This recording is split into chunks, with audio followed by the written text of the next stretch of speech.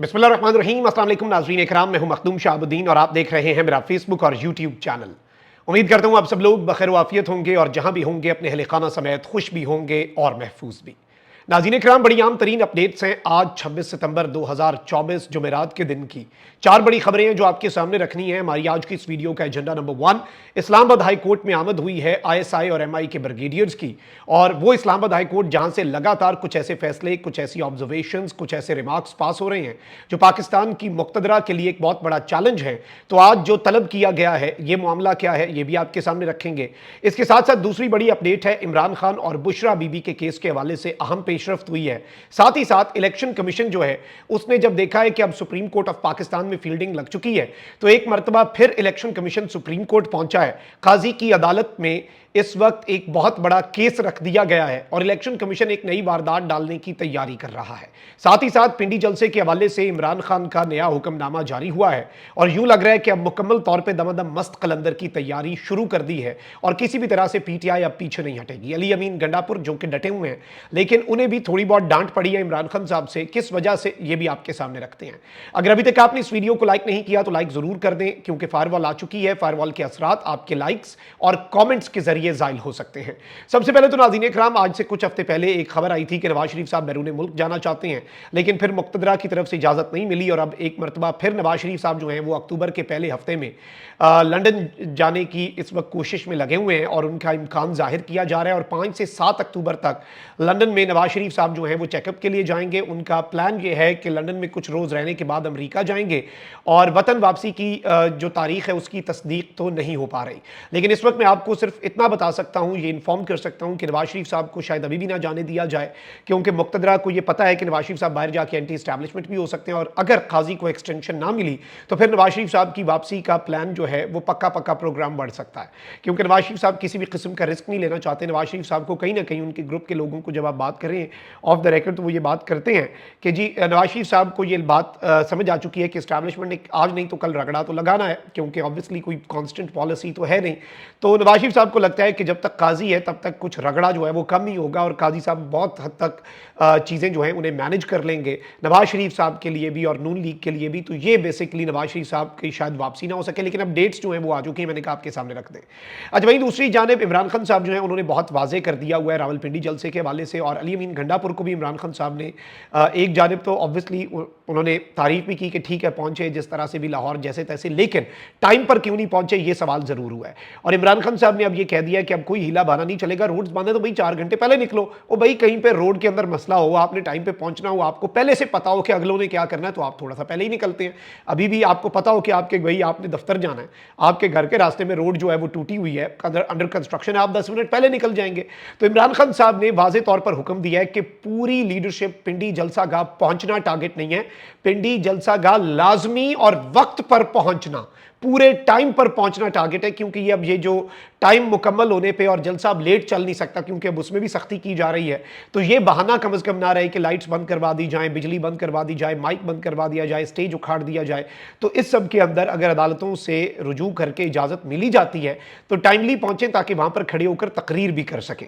अब एक तरफ तो ये बड़ी आम तरीन अपडेट है, तो वहीं दूसरी जानिब मैं आपको पिछले ब्लॉग में बता चुका हूं कि तहरीक इंसाफ भी प्रैक्टिस एंड प्रोसीजर तरमीमी ऑर्डिनेंस सुप्रीम कोर्ट में चैलेंज कर चुकी है और इस सब के अंदर दरखास्त में यह इस्तदा की गई है कि प्रैक्टिस एंड प्रोसीजर सदारती ऑर्डिनेंस को गैर आईनी करार दिया जाए, साथ ही ऑर्डिनेंस के बाद प्रैक्टिस प्रोसीजर कमेटी के तमाम फैसलों को गैर कानूनी करार दिया जाए। अब इस सब के अंदर 2-3 बड़ी अहम तरीन अपडेट्स हैं और इसमें एक तो मैं आपको ये बता दूं कि एक तरफ तो आपको पता है कि जस्टिस मंसूर अली शाह को जवाबी खत भी लिखा है काजी फाइज ईसा साहब ने और उन्होंने जस्टिस मुनीब अख्तर के कंडक्ट के ऊपर सवालात उठाए हैं, लेकिन ये चीफ जस्टिस का वैसे मुझे नहीं लगता कि काम होता है। लेकिन चलें, काजी साहब इस वक्त सब कुछ कर सकते हैं क्योंकि वो राग ज़रूर अलापेंगे इसका कि जी मैं फ़र्द वाहिद की सुप्रीम कोर्ट में हाकमियत के ख़िलाफ़ हूँ, मैं जमहूरी शख्स हूँ, मैंने ये कर दिया, मैंने वो कर दिया, लेकिन जब रियलिटी है वो आपको भी पता है, मुझे भी पता है। अब इस सब के अंदर इलेक्शन कमीशन जो है उसने 7 इजलास बुलाए और उसके अंदर 2 इलेक्शन कमीशन के मेंबरान कह रहे हैं कि सुप्रीम कोर्ट के फैसले के बाद कोई अब हम रहता ही नहीं है भाई, देयर इज नो रीजन कि हम सुप्रीम कोर्ट के फैसले पर अमल दरामद ना करें। लेकिन इलेक्शन कमीशन का लीगल विंग कह रहा है नहीं ऐसे नहीं करना, और चीफ इलेक्शन कमिश्नर और बाकी 2, क्योंकि 4 मेंबर्स हैं इलेक्शन कमीशन के और एक चीफ इलेक्शन कमिश्नर है, तो ये 5 बंदे हैं, तो अब वो 2 बेचारे क्या कर सकते हैं। अब इस सब में आज इलेक्शन कमीशन ने क्या काम किया जी, इलेक्शन कमीशन ने मखसूस नशिस्तों के मामले पर सुप्रीम कोर्ट में नई दरखास्त दायर करते हुए फैसले से मुतल्लिक रहनुमाई मांगी है। इलेक्शन कमीशन की दरखास्त में कहा गया है कि स्पीकर कौमी असम्बली ने खत लिखा कि अदालती फैसले के बाद बाद इलेक्शन एक्ट में तरमीम हुई। इलेक्शन कमीशन ने सुप्रीम कोर्ट में दायर अपनी दरखास्त में पूछा है कि इलेक्शन तरमीमी एक्ट को फौकियत दी जाए या अदालती फैसले को रहनुमाई की जाए। ऑल्दो अदालती फैसले के अंदर तफसीली हुक्मनामे के अंदर बहुत कुछ वाजे लिखा हुआ है कि बाद में अगर कोई तरमीम हो भी जाए तो उसका इंपैक्ट जो है वो फैसले पर नहीं होगा क्योंकि वो बाद में हुई है। लेकिन सब में इलेक्शन कमीशन ने सुप्रीम कोर्ट में अपनी दरखास्त में यह बात पूछ ली है कि भई हम इलेक्शन तरमीमी एक्ट को फौकियत दें या अदालती फैसले को फौकियत दें, रहनुमाई की जाए। इलेक्शन कमीशन से डी नोटिफाई होने वाले अरकान ने भी तरमीमी कानून पर अमल दरामद के लिए रुजू किया है। अदालती फैसले पर तकरीबन 39 अरकान हैं जिनकी हद तक इलेक्शन कमीशन अमल दरामद कर चुका है। इलेक्शन कमीशन ने अपनी दरखास्त में कहा कि तरमीमी एक्ट में मखसूस नशिस्तों से मुतल्लिक तरमीम करके माजी से उसका इत्तलाक किया गया है। अदालती फैसले वाज़ेह हैं कि पार्लियामेंट की दानिश का जायजा नहीं लिया जा सकता। अदालती फैसलों को मद्देनजर रखते हुए तरमीमी एक्ट पर अमल दरामद ना करना भी सवालिया निशान होगा। वाज़ेह है कि ये जो इन्होंने काम किया और स्पीकर ने खत लिखा, मैंने उसी दिन आपको बता दिया था कि ये एक वारदात होनी है और उससे पहले प्रैक्टिस एंड प्रोसीजर कमेटी जो है उसमें मैनेज करना चीज़ों को बहुत ज़्यादा ज़रूरी है। तो इलेक्शन कमीशन ऑफ पाकिस्तान ने अपनी वारदात जो है वो डाल दी है, इलेक्शन कमीशन ने अपना काम जो है वो कर दिया है। अब दो बड़ी अपडेट्स जो है वो रहती हैं, एक इमरान खान साहब और बुशरा बीबी के केसेस के हवाले से और दूसरी इस्लामाबाद हाई कोर्ट जो है उसके हवाले से। वहां पर लापता अफराद का जो केस है, आपको पता है कि वो इस वक्त बहुत आगे तक बात जा चुकी है और कहते हैं ना कि बात निकलेगी तो फिर दूर तक जाएगी। और इस्लामाबाद हाई कोर्ट ये लापता अफराद वाले केस को इतनी आसानी से बंद करने के ऊपर कोई राजी भी नहीं लग रहा ना, तो उस पर आते हैं। लेकिन पहले मैं आपको ये बता दूं कि इमरान खान साहब और उनकी अहलिया बुशरा बीबी की 190 मिलियन पाउंड रेफरेंस में बरियत की दरखास्त पर इस्लामाबाद हाई कोर्ट में समाअत हुई। चीफ जस्टिस आमिर फारूक और जस्टिस मियां गुल हसन औरंगजेब ने समाअत की। एहतसाब अदालत जो है उसने इमरान खान और बुशरा बीबी की बरियत की दरखास्तें मुस्तरद की थी, तो फिर अब इस्लामाबाद हाई कोर्ट से रुजू हुआ है। इस्लामाबाद हाई कोर्ट ने इमरान खान और बुशरा बीबी की 190 मिलियन पाउंड रेफरेंस में बरियत की दरखास्तों पर समाअत 2 अक्टूबर तक मुलतवी कर दी। ट्रायल कोर्ट को फैसला सुनाने से रोकने के हुक्म में भी 2 अक्टूबर तक तौसीह कर दी गई है, यानी कि ट्रायल हो सकता है लेकिन ट्रायल कोर्ट फैसला नहीं सुना सकती। और बरियत की दरखास्तें जो हैं उनके ऊपर भी अब ये डेट दे दी गई है। वैसे तो ये मामला बहुत जल्दी ही हल हो जाना चाहिए, लेकिन चले जो है वैसे ही है, तो अब ऐसे ही हमारे मुल्क में मामला चलते हैं। अब वहीं दूसरी जानिब आपको ये पता होना चाहिए कि justice Mohsin Akhtar Kayani Islamabad high court के दबंग तरीन जजेस में से, स्पेशली लापता अफराद वाले मामले में जस्टिस मोहसिन अख्तर कियानी का जो किरदार रहा है उसकी वजह से अगर पंजाब में से कोई बंदा उठाया जाता है तो वो लंबे अरसे तक रह सकता है गायब, या जो भी अगवा, जो भी आप लफ्ज़ इसके अंदर गैर कानूनी तहवील, एक्स्ट्रा जुडिशल अरेस्ट और ये सब कुछ। लेकिन जस्टिस मोहसिन अख्तर कियानी की वजह से, इस्लामाबाद हाई कोर्ट के जजेस की वजह से इस्लामाबाद में बहुत लंबे अरसे तक किसी को गायब रखना भी मुश्किल हो चुका है, क्योंकि फिर जजेस जिस तरह से समाअत चलाते हैं और जिस तरह के अहकाम देते हैं, फिर मरता क्या ना करता उन लोगों को छोड़ना पड़ता है, जो कि ज़ाहिर बात है शहर इक़्तिदार के रिहायशियों के लिए तो ये एक बहुत ही ताज़ा वाक़ा झोंक है। अब इस सब के अंदर लापता अफराद की बाजियाबी की दरखास्तों पर इस्लामाबाद हाई कोर्ट के जस्टिस मोहसिन अख्तर कियानी के अहम तरीन रिमार्क सामने आए हैं।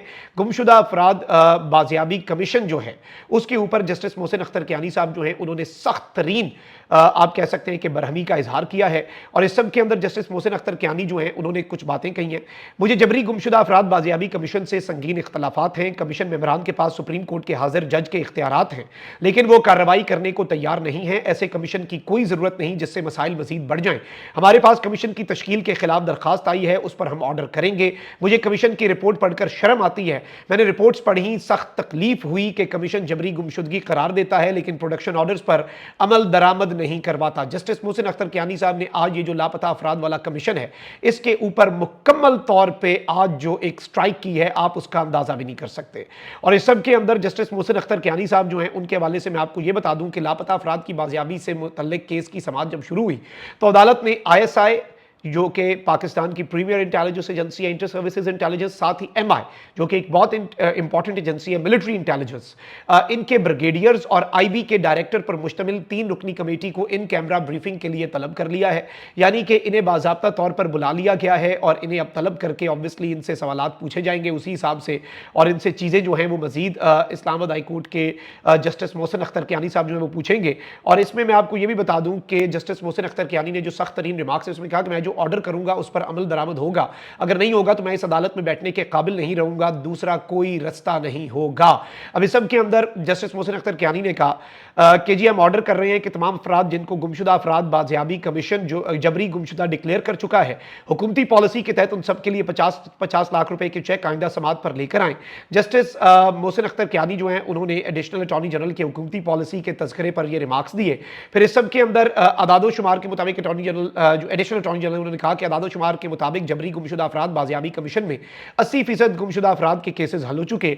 जस्टिस मोहसिन अख्तर कियानी ने कहा कि उन 80% लोगों पर क्या गुजर रही होगी, कभी सोचा है? वो अदलिया समेत हर इदारे से शदीद नफरत करते होंगे। कानून नाफिज करने वाले इदारों की कितनी तादाद होगी, कितने शहरियों को ऐसे आप रख सकते होंगे, ये आज सवाल जो है ये पूछा गया है। इस सब के अंदर मैं आपको ये बता दूं कि जस्टिस अरबाब मोहम्मद ताहिर ने कहा कि ये मामला रियासत ने हल करना है, काबीना के सामने भी रखें, जबरी गुमशुदा अफराद कमीशन को दोबारा बहाल करें, देखें अगर नए लोगों को तैनात किया जा सके। रिकॉर्ड के मुताबिक ये कमीशन तो सालों तक लवाहिकीन को एक समात का मौका भी नहीं दे रहा।